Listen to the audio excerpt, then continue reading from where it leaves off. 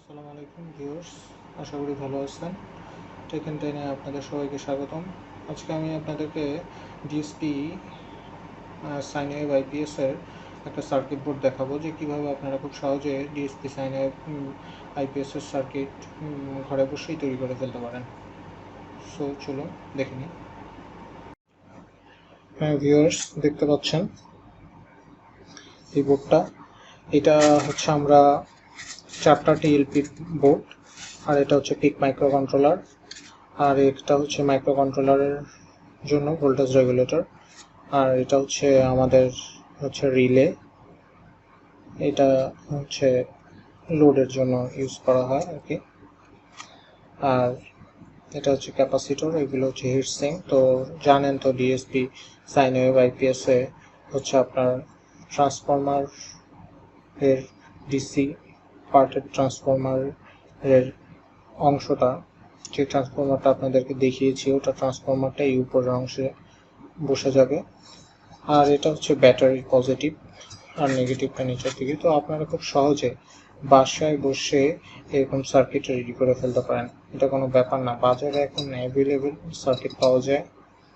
তারপরে sine wave create করার ছোটোখাটো সার্কিটও বাজারে পাওয়া যায়, ইউজ করে দেখতে পারেন আপনারা। বিভিন্ন অনলাইন শপেও পাওয়া যায়, অনলাইন যেই হচ্ছে ইলেকট্রনিক্সের যে সাইটগুলো রয়েছে সেগুলোতে।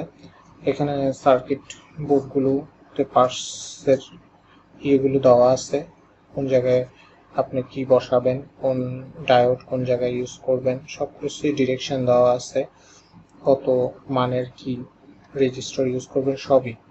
তো যদি এরকম বোর্ড কেউ রেডি করতে চান, যদি সমস্যা ফেস করেন, তাহলে আমাকে নক করতে পারেন। দেখেন এখানে কিন্তু আপনার 3205 এই যে মসফেটগুলো ইউজ করা হয়েছে, একটু ভালো মানের মসফেট ইউজ করবেন যাতে লোডে গেলে কোনো সমস্যা না হয়। তো আমি আপনাদেরকে কিন্তু দেখবেন যে ববিন দেখাইছি, ট্রান্সফরমার দেখাইছি, এখন কমপ্লিট বোর্ডটাই দেখাইলাম।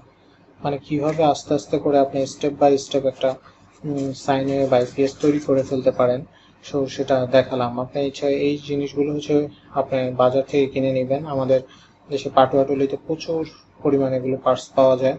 তারপর অনলাইনেও আপনারা কিনে নিতে পারেন, অনলাইন বিভিন্ন শপ থেকে। তো কোনো সমস্যা নেই। যদি সমস্যা হয় তাহলে যেরকম এরকম একটা বোর্ড কমপ্লিট করে, ট্রান্সফরমার দিয়ে কমপ্লিট করে, দেখা যায় যে আমরা অনেক টাকা দিয়ে কিনতে হচ্ছে, 12,000 থেকে শুরু, 15-20,000। কিন্তু যারা স্টুডেন্ট আছে, যারা শিখতে চায়, তাদের আসলে এই জিনিসটা জানা উচিত যে ইনভার্টার আসলে কিভাবে কাজ করে। সেই ক্ষেত্রে আপনাকে আগে ট্রান্সফরমার সম্পর্কে জানতে হবে, বোর্ডগুলো কিভাবে কাজ করতে হয়। মানে জাস্ট আপনি যদি রিভার্স ইঞ্জিনিয়ারিং করেন, এটা রিভার্স ইঞ্জিনিয়ারিং এরও একটা অংশ। যদি রিভার্স ইঞ্জিনিয়ারিং করে আপনি এরকম একটা কপি তৈরি করতে পারেন, তাহলে আর সমস্যা কি, আপনি তো এটা জিনিসটা পেরেই যাচ্ছেন। আর জিরো ক্রসিং সার্কিট বাজারে প্রচুর পাওয়া যায়, জিরো ক্রসিং সার্কিট অ্যাভেলেবেল। তো জিরো ক্রসিং সার্কিট বাজারে অ্যাভেলেবেল দেখা, এই সার্কিটগুলো আপনি খুব সহজে বাজার থেকে কিনে নিতে পারেন, বা বাজারে না হলে আপনি নিজে প্রিন্ট দিয়ে নিতে পারেন। যারা পিসিবি ডিজাইন পারে তারা ইচ্ছা করলে নিজেরাও পিসিবি করে নিতে পারেন, যেমন আমি পিসিবি করে নিছি, আপনার পিসিবি করে নিতে পারেন। আইসি প্রোগ্রাম দেওয়া অবস্থায় অনেক ভেন্ডর আছে, আইসি প্রোগ্রাম করে দেয়, আপনি তাদের কাছ থেকে নিয়ে নিতে পারেন। আর যদি নিজে প্রোগ্রাম করতে পারেন সেই ক্ষেত্রে তো কোনো সমস্যাই নেই, তবে সময় সাপেক্ষ ব্যাপার এই আর কি। তো সো ভিউয়ার্স, আজকে এই পর্যন্তই। যদি কোনো কোয়েরি থাকে তাহলে প্লিজ কন্ট্যাক্ট করবেন।